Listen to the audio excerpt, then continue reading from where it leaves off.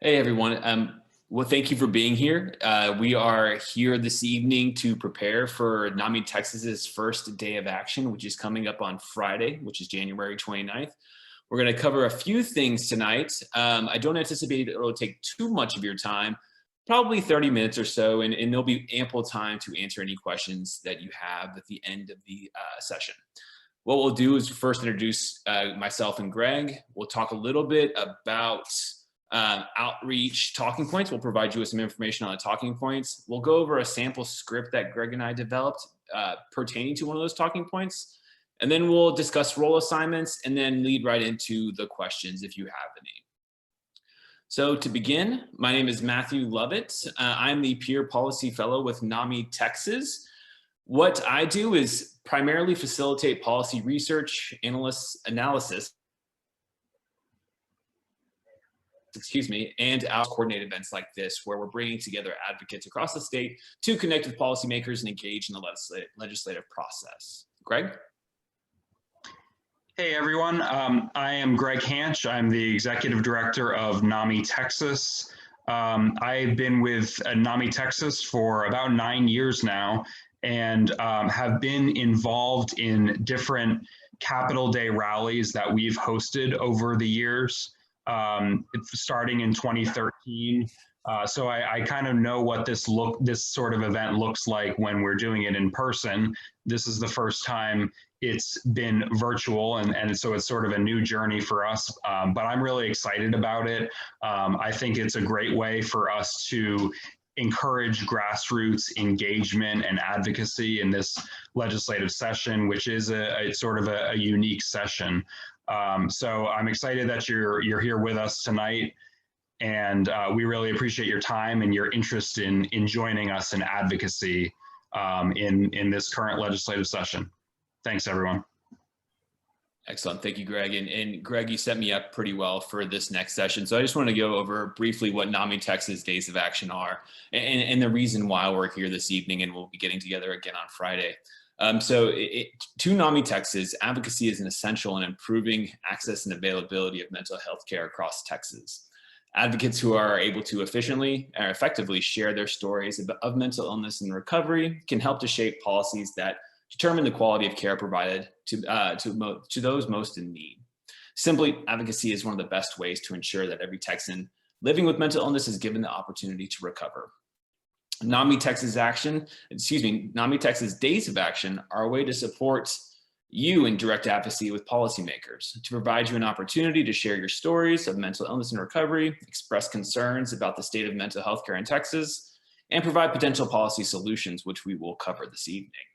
Like I mentioned earlier, the first day of action is going to be this Friday between the hours of 10 and 3 p.m. We will also have days of action the last Friday of February, March, and April. Quick plug, the second day of action the registration for the second day of action is going to open up on Saturday around 8 a.m. I will send out an email to everybody, and then you'll see communication next week as well with additional information on how you can register for that event, which will take place, I believe it's on February 26th, the last Friday in February. Anyways, what we're going to cover a lot of tonight is information that was distributed last week in the email. I provided each outreach group the time of their legislative outreach session, the person to whom they would be speaking, and a sample script. Today, we're going to look at a few bills that may serve as topics of conversation. Greg and I will run through a script tailored to one of those pieces of legislation, and then we will discuss role assignments. We won't spend too much time on the meetings rules piece. A decent amount of information was provided via email last week. So without further ado, the first piece of legislation and I've separated these out by senators and House of Representatives. So the first three talking points we're going to discuss, our first three bills we're going to talk about pertain to senators. And don't worry about frantically writing notes or anything like that. This information will be distributed with a link to this recording after the session tonight, possibly tomorrow morning. So don't worry, you feel free to sit back and just take in the information, and we'll make sure that you have all the information provided to you tomorrow. So the first potential talking point, and I guess it's also worth noting that what talking points you choose will be determined by the group. We're not going to stipulate what you talk about with whom. These are just ideas. And if you have something that's not listed that we don't cover tonight, totally okay as well. Just make sure it's appropriate, of course, and takes into consideration your policymakers' history, their interests, and it's something that would pertain to them. So a Senate bill for a senator, a House bill for a House rep. Okay, back to our first talking point for the Senate, for the senators you will be reaching out to. SB 91, which is filed by Senator Menendez in San Antonio, amends insurance code to include PTSD in the definition of serious mental illness as it pertains to the coverage benefit provided by group health plans. Really important, obviously, because it increases access to care for people with PTSD. We decided to frame this piece of legislation around veterans and potentially law enforcement personnel. So veterans and military, and these two sub-bullet points are the talking points that you could use. You might Google a quick fact on the number of veterans who suffer from PTSD, or peace officers who suffer from PTSD, or just regular civilians who suffer from PTSD, whom this kind of legislation would benefit. But veterans and military members experience disproportionately high rates of mental health issues such as PTSD than non-veterans. And subsequently, ensuring that veterans are able to obtain essential mental health care will help them to obtain and maintain employment, housing, and family relationships as a civilian. So this would be a good talking point also for if there's somebody in your group who is a veteran who has struggled with a mental health condition or PTSD specifically, they might be a good storyteller if you do decide to advocate for this piece of legislation. What that story contains may be their journey in accessing care, how well or how hard it may have been, and what the outcome was. If they need to seek subsequent care elsewhere because they weren't able to access it, if it went really well and they're doing well now, this is all really helpful information. Or if you're a family member, of course, that same information could be really helpful in illustrating how valuable this kind of legislation would be to Texas. The next bill, SB 64, was filed by Senator Nelson, amends the Health and Safety Code to require HHSD to establish a health intervention program for peace officers that incorporates peer support services, peer support coordination, mental health care, suicide prevention, and mental health first aid. I'm sure all of you are familiar with peer support specialist services, their benefit. However, your policymaker may not. So it's always worth taking a little bit of time to explain briefly what peer support services are, and maybe speak a little bit to the fact that they're evidence-based. So, so the first bullet point, peer support specialists utilize lived experience to provide non-clinical services that promote shared understanding, respect, and mutual empowerment. I believe I took that directly from the SAMHSA website. They are the ones who kind of lead the peer support movement. And with respect to peace officers, in the line of duty, peace officers may experience traumatic events that impact their ability to protect our neighborhoods and our communities. Connecting peace officers with peer supports can help to mitigate the distress and/or help them obtain the appropriate care for the conditions they receive in the line of service. Next, the third and final Senate bill is SB 228, filed by Senator Blanco. It amends the insurance code to require commercial insurers to reimburse telehealth services at the same rate as face-to-face services, and creates a parity in the required documentation provided to insurers for reimbursement of telehealth services. So this could be a really important piece of legislation to talk about if COVID does come up, if it's something that the policymaker or their staff member is interested in talking about. Telehealth, of course, is not just relevant to COVID, where people may be afraid to go into the clinic, but it's also really important for rural mental health or rural health care. So that first sub-bullet, telehealth increases access and availability of mental health care to underserved populations, and has been shown to be as effective in diagnosis and assessment as face-to-face. So that's a case a pretty solid case for it to be reimbursed at a rate similar to face-to-face services. So that second subpoint, telehealth promotes treatment continuity for individuals living with underlying medical conditions that increase risk for severe illness from infectious exposures such as COVID-19. So in other words, telehealth services is a way to make sure that people still engage in treatment despite any concerns they may have about going into the clinic that may otherwise lead them to discontinue services. So it's a way for them to continue to get the help that they need in order to maintain any kind of recovery or progress that they've made in care. All right, moving over to the House of Representatives side. HB 1050 filed by Representative Romero requires HHSC to conduct a study on the availability, outcomes, and efficacy of mental health crisis response for individuals with mental illness, substance use disorder, and/or IDD to reduce rates of incarceration, improve referral to community sources, and reduce use of force for people in crisis. Obviously, this is really relevant to events that happened a few weeks ago in Killeen.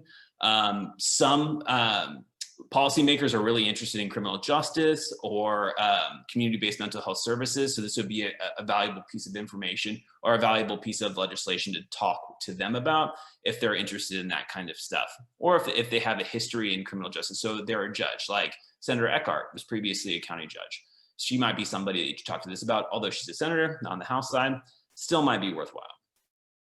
So you can see the two sub points there. Peace officers may not have the resources or skills to safely de-escalate and divert an individual from an individual experiencing a mental health crisis. So a mental health crisis response and community-based jail diversion programs have been shown to improve mental health outcomes, reduce criminal justice involvement, and lower costs associated with any subsequent crisis services that this individual or these individuals may need.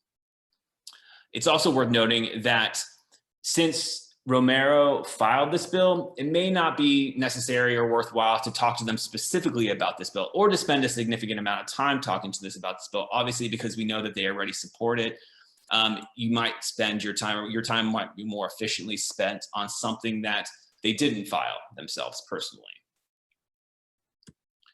The next bill is HB 140, filed by Representative Rose. It amends the Code of Criminal Procedure to exempt people living with serious mental illness from the death penalty if they are experiencing a mental health crisis at the time of their offense. This may be a little bit more controversial, but I think it's something that NAMI Texas has been supportive of for a few sessions now. Representative Rose, I believe this got all the way to the governor's. No, excuse me. It passed the House in 2019. Then it died in Senate because the session just ended. Representative Rose obviously has already refiled it again. We're getting really, we're putting a lot of support and momentum behind it. So it would be really helpful if you could have any, if you were able to support it when your calls on Friday or in your calls on Friday. Talking points: individuals living with a serious mental illness who experience a psychotic episode may not have the functional capacity to identify and understand the consequences associated with their actions. Capital punishment proceedings often extend an already emotionally difficult ordeal for family members, involves years of litigation, and occurs at high financial cost to taxpayers. Pretty sound argument. There's a lot of people that support this bill. So it may be something that if you're comfortable talking about the death penalty, that you take up with your policymakers or their staff. And the final House bill, HB 549, filed by Representative Thompson, amends Health and Safety Code to provide medical and mental health professionals immunity from suit for the disclosure of confidential information to certain parties, so physicians, mental health professionals, law enforcement, their consents, and other relevant bodies or agencies. So this is a really big priority for NAMI Texas. It has been for a number of times. This is particularly relevant to family members who want to participate in the treatment of their loved ones. Otherwise, they may not be able to have access to information, or a mental health professional might not contact them with relevant information. So this is something that we're really passionate about. The talking points: currently, medical and mental health providers may not disclose potentially life-saving information to other medical, mental health, or law enforcement professionals due to risk of suit, so lawsuit. Protecting medical and mental health providers from suit will help to ensure the safety of their clients as well as the clients of their family members and friends. Pretty straightforward. All right, that is the last talking point, I believe. Yes, and so what now, Greg and I will go through a sample script. Last week, I did provide you a sample script in the email that I sent. This is kind of an update of that. It's what we've revised a little bit to suit one of the bills we just talked about. It gets a little bit more specific, and I think it really succinctly it succinctly demonstrates the need for one of these pieces of legislation to express or show our support as NAMI Texas. So in this script, I will be playing the lead and the messenger, and then Greg will be playing the storyteller. We don't have a policymaker on this call, so we'll just pretend that we're actually speaking to a policymaker. Hopefully that doesn't, you suspend your disbelief for a second and just roll with us.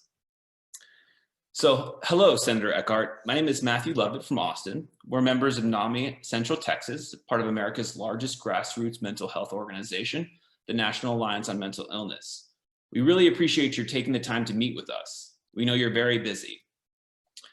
Before we talk about some important issues affecting your constituents who live with mental illness, we'd like you to know that we appreciate your service in our legislature.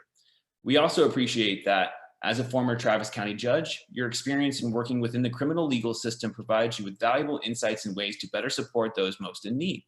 This includes peace officers who often experience trauma and distress in the line of duty. With this in mind, we're here because we want to urge you to support SB 64 that requires HHSC to develop a mental health service program for peace officers to include peer support, suicide prevention, and mental health first aid. I'm sure that you're aware, but peace officers in the line of duty may experience traumatic events that impact their ability to protect our neighborhoods and communities. According to a recent study, peace officers suffer PTSD-like symptoms at rates similar to military veterans, between 7 and 19%, compared to just 3.5% for the general public. Peer support specialists utilize lived experience to provide non-clinical services that promote shared understanding, respect, and mutual empowerment. This is an evidence-based practice that improves mental health outcomes and promotes resilience in service recipients. Connecting peace officers with peer supports can help to mitigate the mental health distress experienced by peace officers and help them get connected to the appropriate care for conditions related to their service. Briefly, we have another NAMI Central Texas member sharing his story about this very issue. Greg? Yes, hi, Senator Eckhart. My name is Greg Hanch, and I am the family member of a person living with serious mental illness. My brother, Billy, is vulnerable to mental health crisis. In the past year, we have had to call a mental health officer out to our house 3 times. Thankfully, mental health officers are well trained and are helpful to Billy. One of them actually attends NAMI meetings sometimes, and I have been getting to know her over the last few months. This officer confided in me that the stress of the job is wearing on her. Nearly every day, she is thrust into difficult and sometimes scary situations. She has been threatened and attacked when responding to calls before.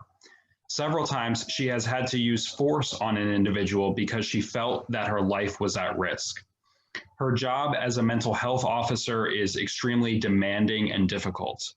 Last year, she attended the funeral of a colleague of hers who took his own life after nearly 20 years on the police force. I believe that she is impacted by trauma, moral injury, and depression. This officer, by the way, is one of the most highly trained, skilled law enforcement officers that I've ever come across over many years of supporting my brother Billy. She knows how to practice self-care and how to separate herself from the rigors of the job. I worry about the many officers in our state who are not as resilient and not as well trained as my friend. Law enforcement officers are on the front lines of responding to mental health crises, and that takes its toll. I believe that we need more robust mental health supports available for law enforcement officers, both for their own well-being as well as the well-being of our loved ones who rely on safe and empathetic interventions. So I hope that you'll consider supporting this bill. Thank you, Greg. Senator Eckhart, as Greg's story illustrates the need for greater investment in mental health services for peace officers in Texas. Can we count on your support for SB 64?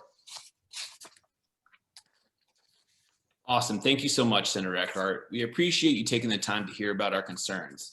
We know your time is limited, so we'd like to leave you with a one-pager that contains more information on SB 64. We hope we can count on your support for this vital issue. And please let us know,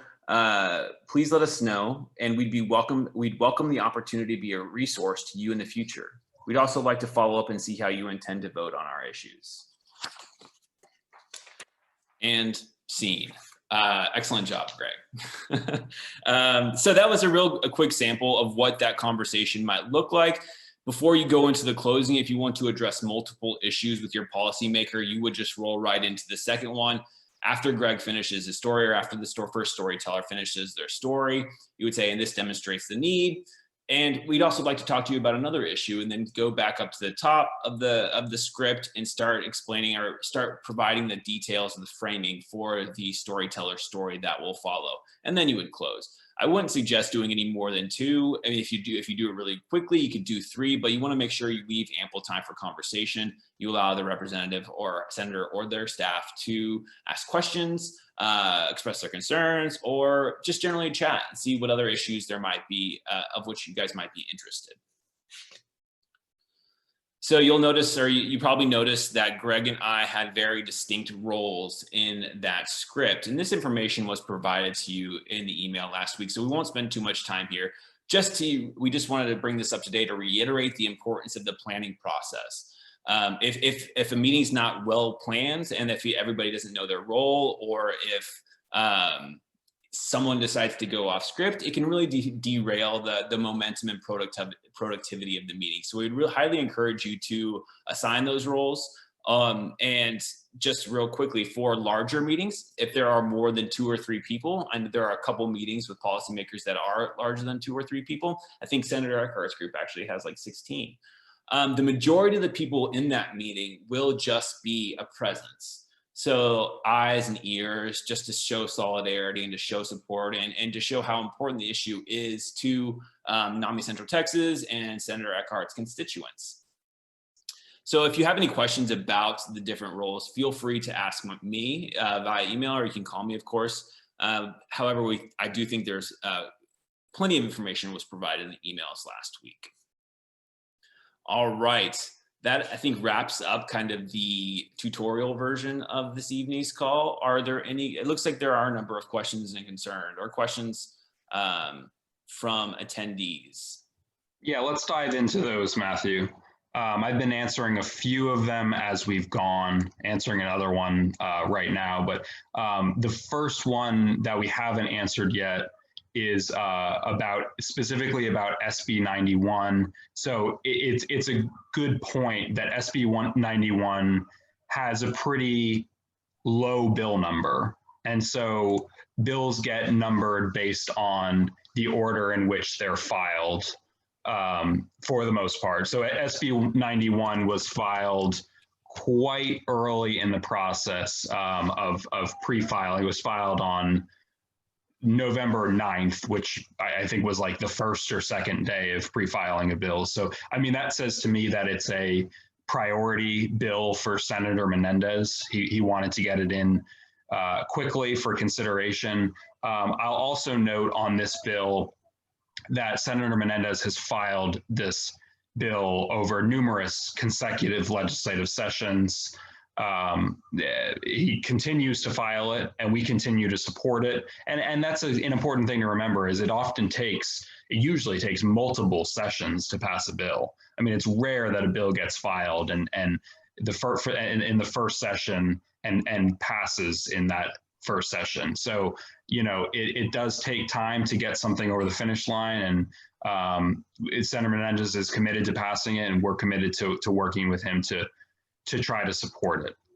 So we appreciate, you know, advocacy on that bill, any advocacy that you can offer. I also just want to note on SB 91, basically requiring that commercial insurance provides coverage for post-traumatic stress disorder. If there was another bill that we could have added to this presentation, I would have wanted to add SB 51, which has a companion in the House that is HB 240. And this is a bill that is about access to services for children and youth. And it's somewhat similar to the Menendez bill that we were just talking about. It requires that insurance companies provide coverage for serious emotional disturbance experienced by children and youth. And so if for those who are, you know, sort of big advocates for early intervention and the mental health of children and youth, I would recommend looking at that bill and potentially consider bringing it up in your meeting. So that's HB 240, and then the companion is SB 51. The next question is about HB 549. Matthew, do you want to answer that one, or do you want me to take it? Yeah, I just have to go back to this slide. Okay, so HB 549 pertains to families because family members are the consents that are listed there. Oops, skipped ahead, I apologize. So if a family member wishes to participate in an individual's treatment or recovery, then they would have to be listed as a consent. And even that consent doesn't necessarily guarantee that a mental health provider will disclose all the necessary or appropriate information to the family member. So HB 45 is a way to protect mental health providers. And the reason that information may not be disclosed is because they're afraid that it may open them up to liability if they do disclose it to a family member, despite any agency rules or regulations that explicitly state that they're allowed to. So HB 549 is just another way to reassure mental health providers and medical providers that they will not be subject to liability for disclosure to the people indicated here. So mental health professionals, law enforcement, people to whom the person receiving care has consented that they can receive information. Tina, does that answer your question? If not, please feel free to type another question in the box and I'll try and provide more clarity.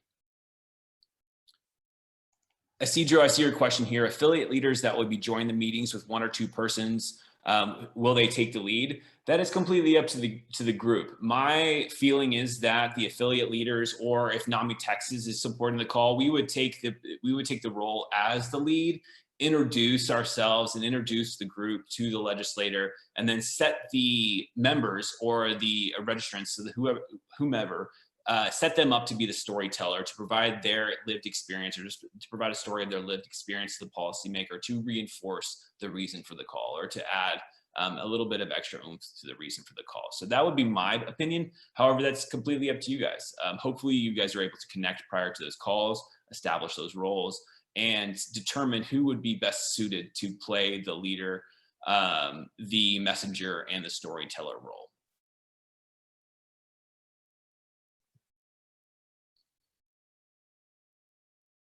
HB 149. So Linda and Jeff, HB 149. I don't know that we covered HB 149. Yeah, we can cover 549 if that's what you were referring to. They put a clarification in the Q&A just a second ago saying they misheard the bill. They meant 549. So we can skip that one. Okay. Let me see here. How does 549 pertain to families? And we've already, that was Tina, sorry.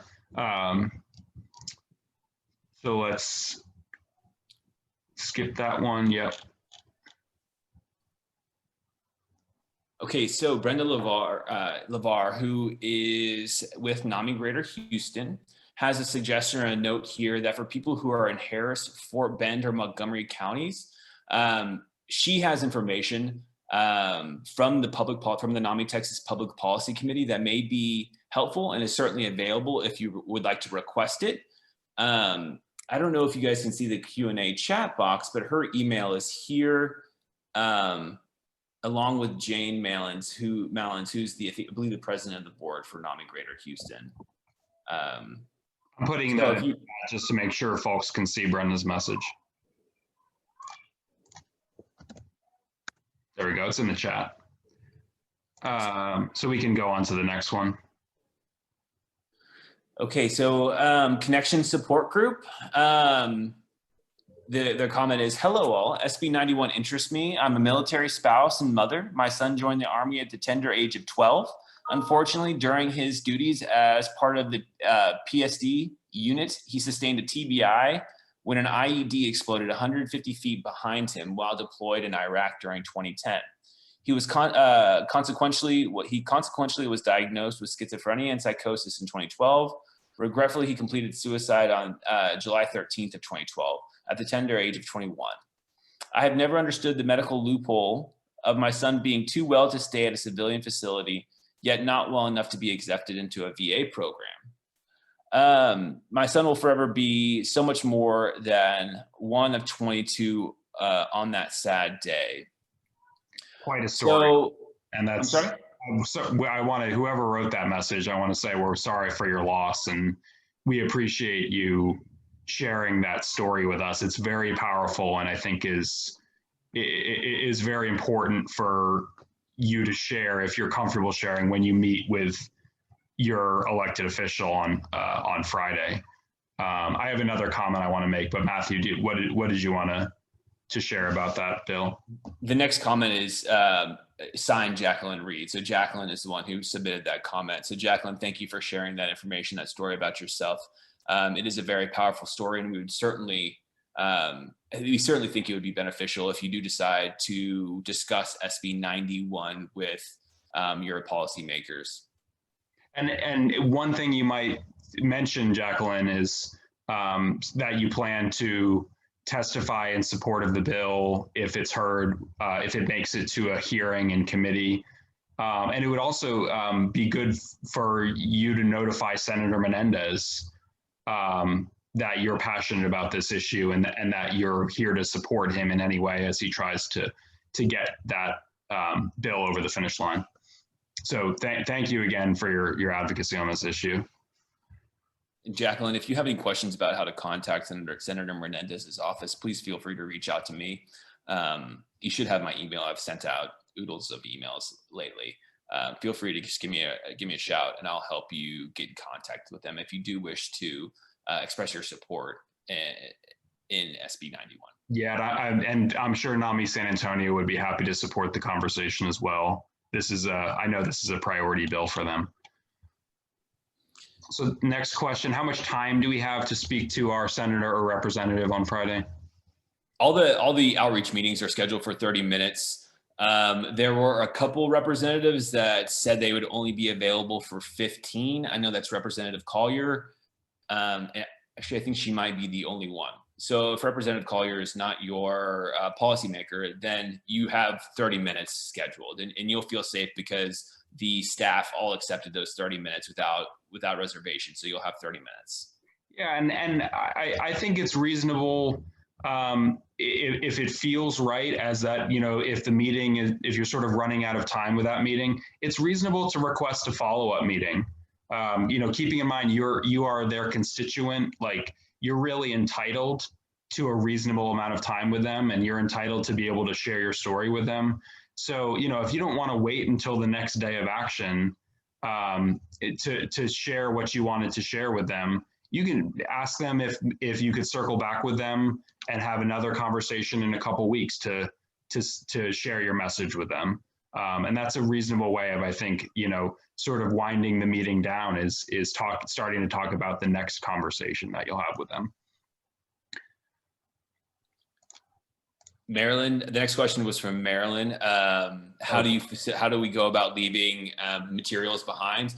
So what Greg and I decided was that if it's okay with everybody, okay with the groups, that we would go ahead and take the lead on that and provide a legislative leave behind the day after all these calls take place. So we would send a follow-up email thanking them for their time, providing them with a one-pager on all the bills that are relevant to them. So the 3 Senate bills for the senators, 3 House bills for the House representatives, and let them know if they have any more questions or concerns, that they can certainly reach out to us. If you would like to provide that follow-up yourself, you're certainly able to, and we would be very supportive. What we can do, what NAMI Texas can do, is provide you with that legislative leave behind so that you can follow up and try and engage the senator or representative in additional conversations if you would like to try and continue that conversation. If you would like to go that route, please just let me know, and I'll provide you with the leave behind so you can email them directly after your call. Yes, yeah, absolutely. I agree with that. And what one request I'd like to make for folks is, if you decide to advocate for bills that are outside of the ones that we've provided materials on, like the 6 or so bills that we've covered, if you could just give us a heads up so that we were aware of that advocacy going on, and we can sort of underscore points that you may have made. We just like to kind of stay on top of who is advocating on which issue. So just, if you would, just try to keep us in the loop about any additional bills or issues that you may be advocating for. And Greg brings up a really good point, just to add on that I would say the majority of the offices asked for potential topics of conversation so the policymakers could show up prepared. So I will be updating all the meeting information that I have for them with these Senate bills and House bills, along with the constituent list, so they know who's going to be there, or roughly who's going to be there, and they know what the topics of conversation are. So as Greg mentioned, if you do have an issue or a piece of legislation that's not listed here, or, please do provide us with that information, and I will make sure to include that in the meeting invite that I provided to the policymaker or their staff. Okay, so got two questions about organization here. So how do we organize ourselves? So this is maybe a challenge for Senator Eckhart's group, which has roughly 16 people in it. You know, I'm not quite sure how you guys are going to determine who's going to establish those roles, but I would just say somebody speak up and take the lead and offer to organize. And what might be really important is if there's enough interest in telling enough interest from people who wish to tell their story, that you try and set a follow-up appointment with Senator Eckhart's office, or see if there are other ways that you can engage. I know that she is conducting a weekly coffee talk, so that you can probably get more information from Sarah Gonzalez-Claytor is the person you're going to be speaking with in Senator Eckhart's office. How you attend the coffee talk, and how you bring up additional concerns or ideas that you may have for mental health policy this session. I would do it that way personally. However, you're more than welcome to organize the 16 of you in however way you guys feel appropriate. Yeah, and I would just suggest for any group, regardless of size, getting together ahead of time before your meeting on Friday, and kind of brainstorming, mapping out exactly how you're going to structure the meeting, who's going to take on which role. You know, for a group of 16 people, there's not enough time for everyone to share their story. So you want to kind of identify who are, the maybe 2 to 3 storytellers in the meeting, who is the meeting lead. It might be the leader of your affiliate, or it might be another individual like the chair of your advocacy committee, who's going to provide support with additional talking points. In other words, sort of the messenger role that supports what the lead introduces, and then you shift to the storyteller. Sort of coordinate that ahead of time. It's worth taking maybe a half hour ahead of the meeting, whether it's on the same day or another day this week, and doing that sort of planning. But that does take someone on these emails that we're sending out to each group. It takes someone replying all to that message and saying, hey, is everyone available for a quick call sometime before our meeting, so that we can do the necessary planning for it. So we just encourage someone to, kind of step in and be willing to take on that leadership role within each group. And kind of in the opposite end of the spectrum, we have another question. How does a person connect with their group? How do they know who their representative is and who they will be meeting with?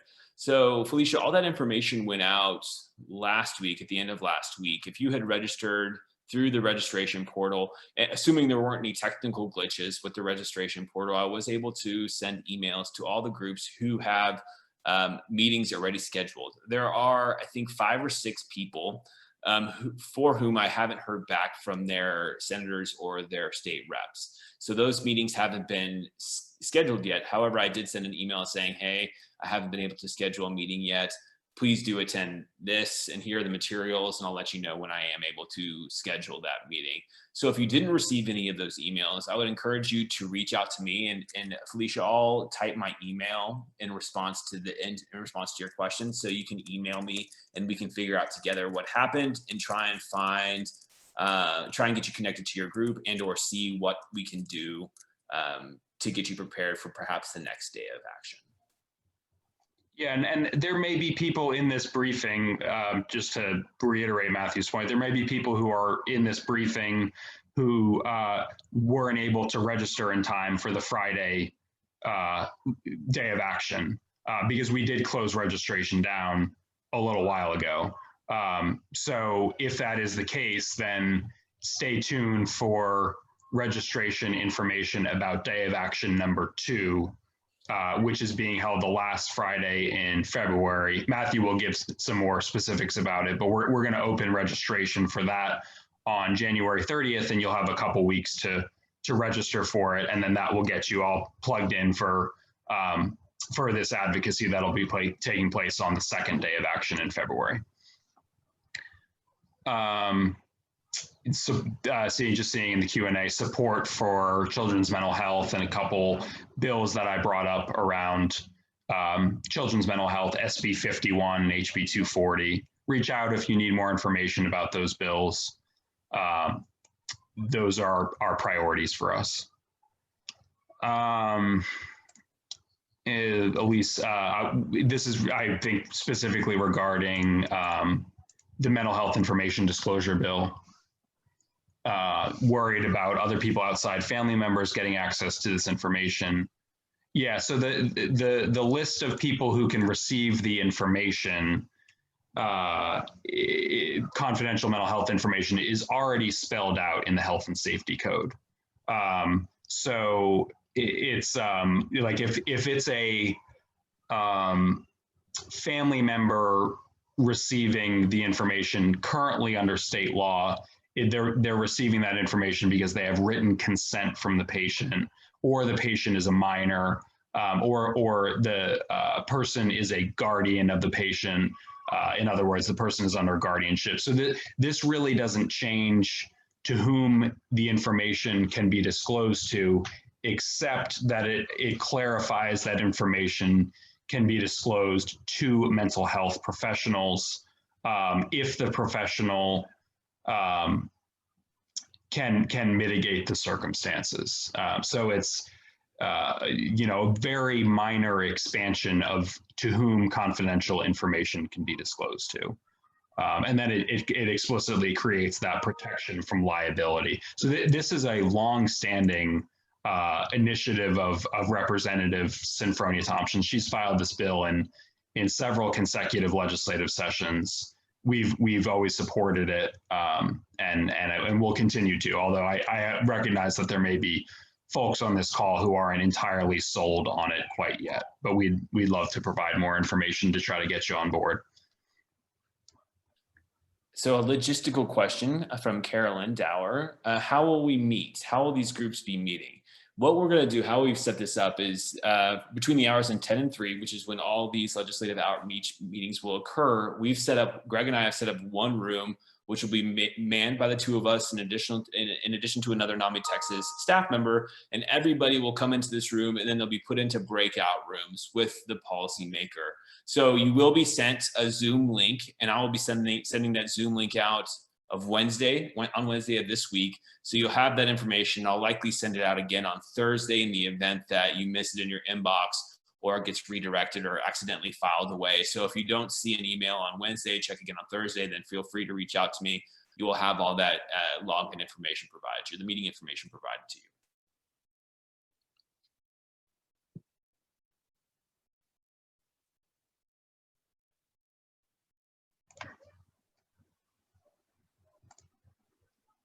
Yeah, just going through some more of the questions.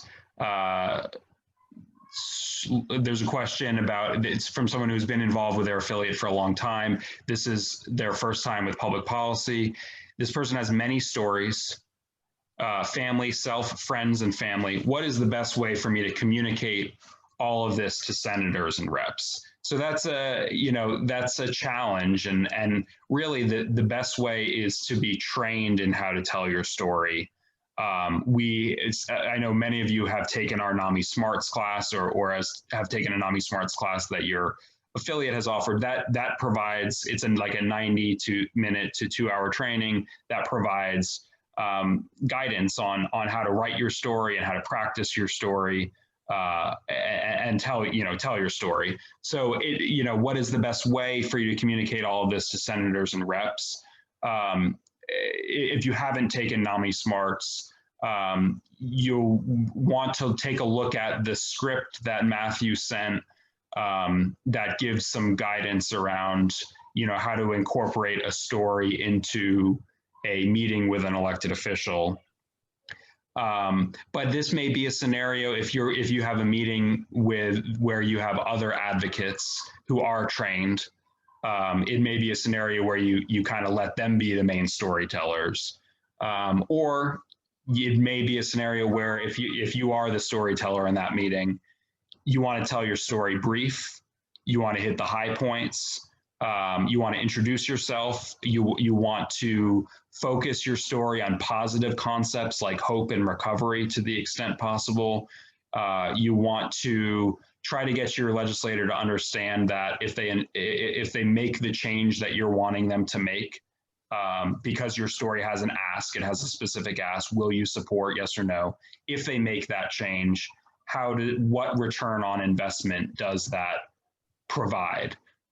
So those are some of the kind of things that we advise when we're providing NAMI Smarts classes, and that's just a really quick high-level summary of some of those tips.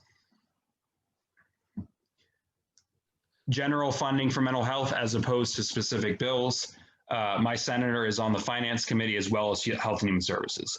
Absolutely, absolutely. And so we didn't advise that for everyone that you talk about funding for services in your meetings, because most of you will be meeting with senators and representatives who are not involved in the funding, budgets, appropriations processes.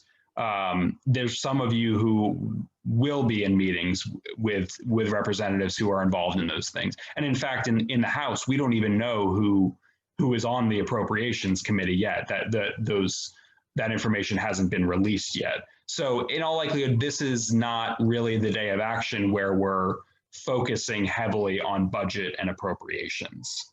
I would expect that we'll focus more heavily on that in the next day of action. However, if you do happen to be meeting with a senator who is on the finance committee, I think it's a great idea to encourage them to provide general funding for mental health services, as well as funding for other programs and services that you believe are important, such as, specifically addressing the person who asked that question, because I know they're a passionate advocate for housing.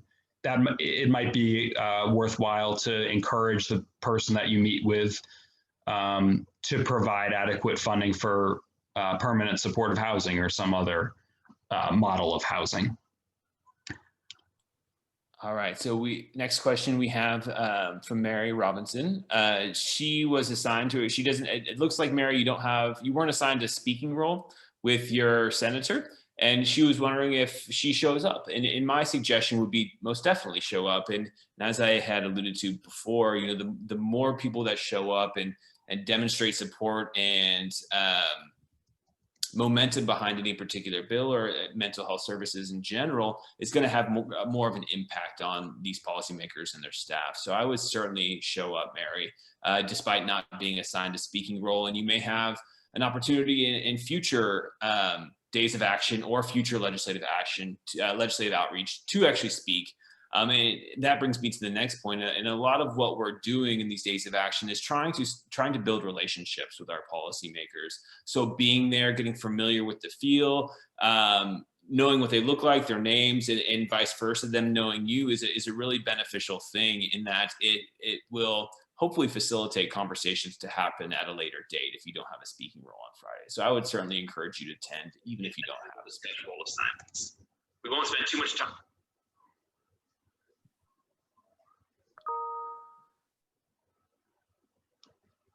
Okay, so Mary, it looks like you also have questions about who your group is.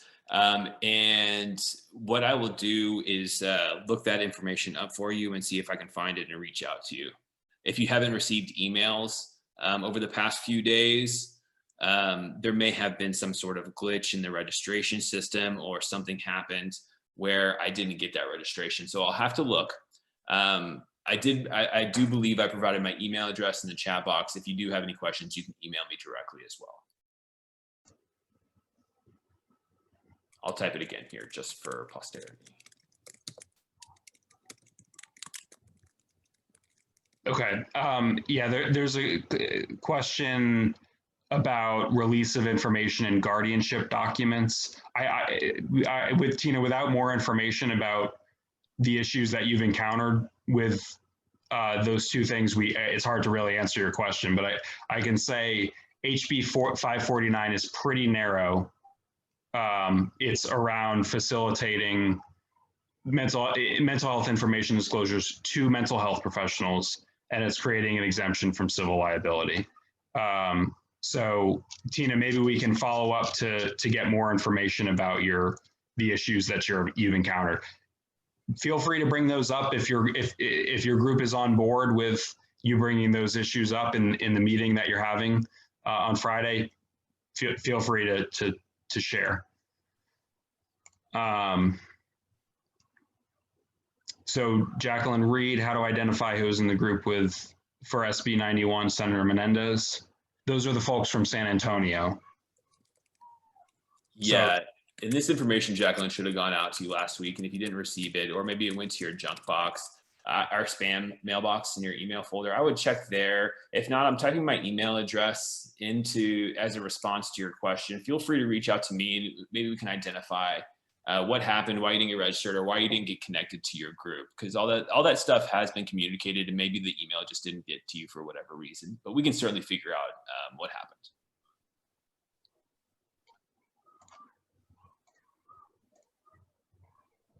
Francis, so are we only going to be meeting with our own representatives? Yes. You'll only be meeting with one representative, and this is the representative that you live in the district of. We focus mostly on senators for this one, and next one, the focus will be more on state representatives. We're receiving a couple more emails about people being unclear of who their group is or who they'll be meeting with. Leads me to believe that either there was a significant glitch in the system, or maybe the registrations came in too late after the event was already closed, or something, or maybe the emails went to a spam folder. So I would check your junk folder in your email, or reach out to me if your email is not there, and let me know kind of what's happened, where you're at, and we can look and see what happened with the emails, where your registration's at, and see what we can do to resolve the situation and get you connected with your group, and or figure out what the next steps may be.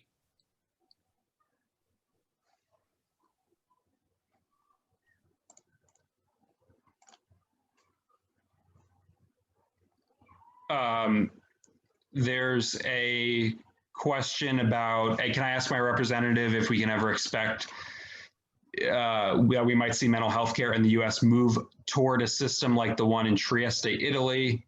Yes, that has been recognized by the World Health Organization as the global best practice of mental health care.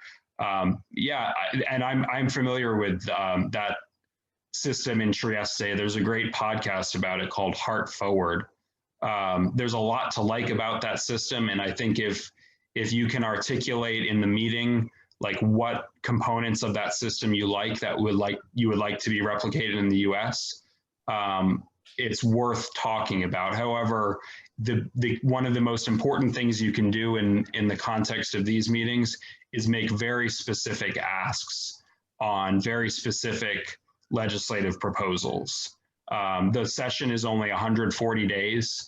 We're already almost 15 days in. So if it's not something that can be translated into a legislative proposal, or doesn't relate specifically to an existing proposal, it might be worth saving that discussion for after session, and focusing these meetings on bills that have already been filed or bills that you would like to see filed.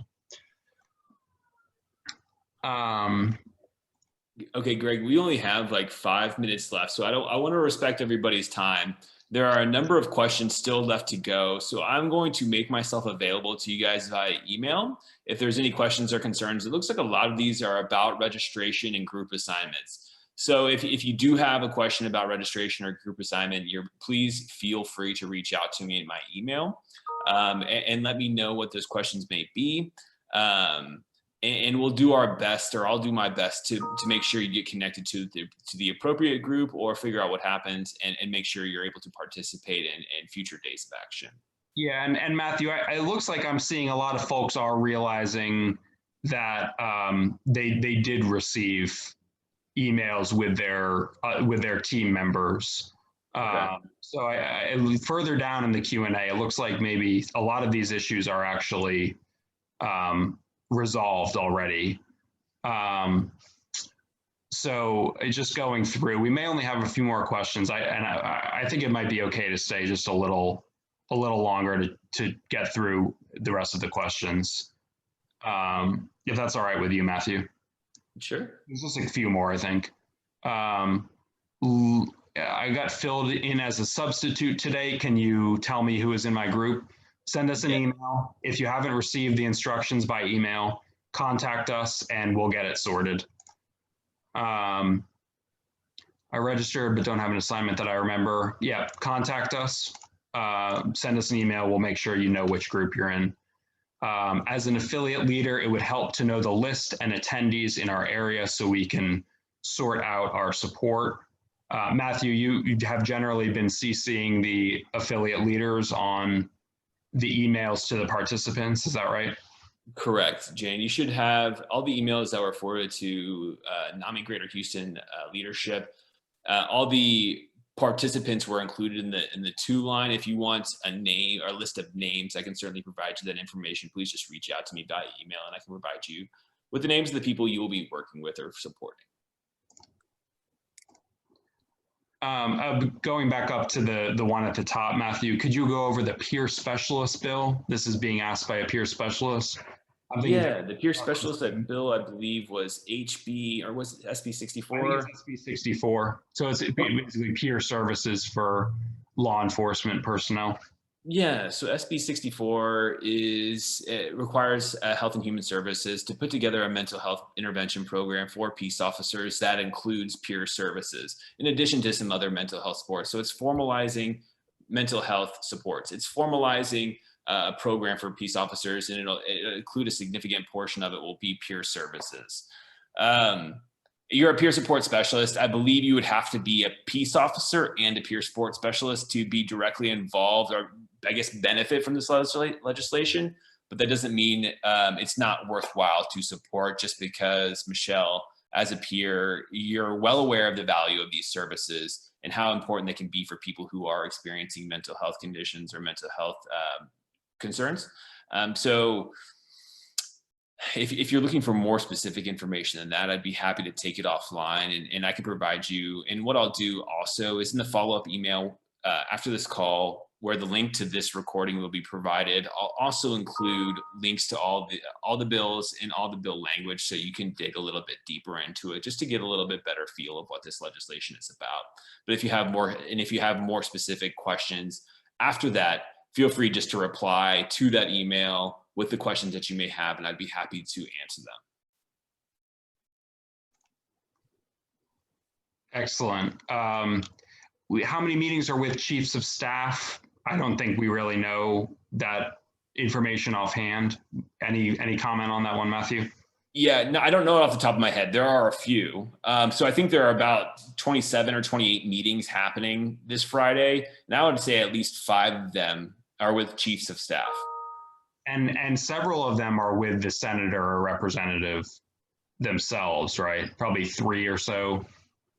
I think there are probably more than that, probably 5 or so with the senator or representative themselves. Very nice. And remember, folks, this is just a first run. There's a lot that we're going to learn from this first time around. And we appreciate this is kind of a trial balloon, but I think we've got a pretty good plan, and it's going to be even better in February. Senator Taylor, we just need to make sure Jan gets the email to Taylor attendees.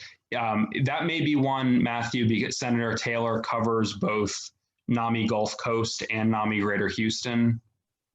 I think maybe we just need to sync up that one because some of the Senate districts are so large, there's more than one affiliate in them. So that may very well have been the issue there of why Jane didn't receive that information. So we can circle back on that. Yeah.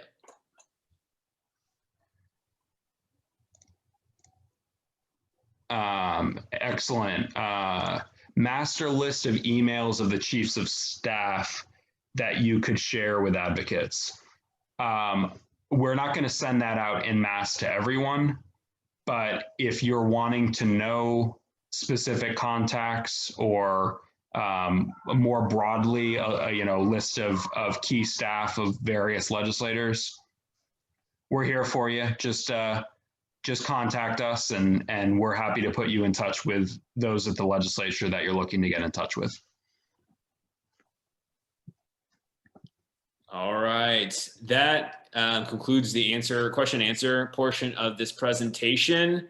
You might be able to get one more in real quickly if you squeeze it in, but the buzzer just sounded. But okay, so never mind, cancel that. However, I am available to everybody via email, so please do send me an email with any additional questions you may have. We'll get the registration and group assignments sorted out because I know there are a number of you who have questions about that. Any specifics about any of the bills as well, we can certainly do that as well. Please do reach out. But in the meantime, if you're all set, anticipate communication from me tomorrow. Tuesday, I will send out a recording of this presentation with more specifics on the bills and also a link to the bill language if you want to dive into the actual legislation.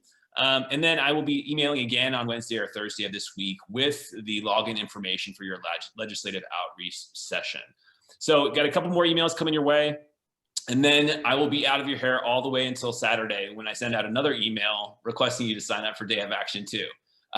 So you'll be hearing a lot from me over the next week or so. But, again, we're here to help you advocate for mental health services, and hopefully this is as successful as we hope it will be. And then we can carry this momentum into February, into the session, and really make the change that we want to see in the world. All right, everyone. Thank you for your time, for showing up this evening. I look forward to a really wonderful day of action and getting this thing done together.